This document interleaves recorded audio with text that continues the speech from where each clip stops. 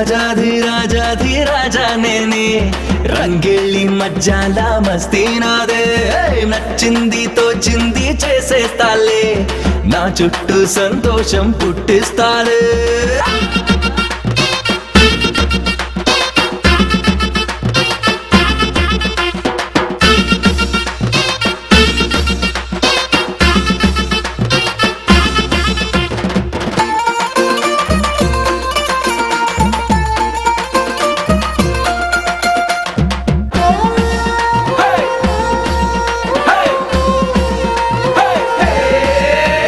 రూపాయంటే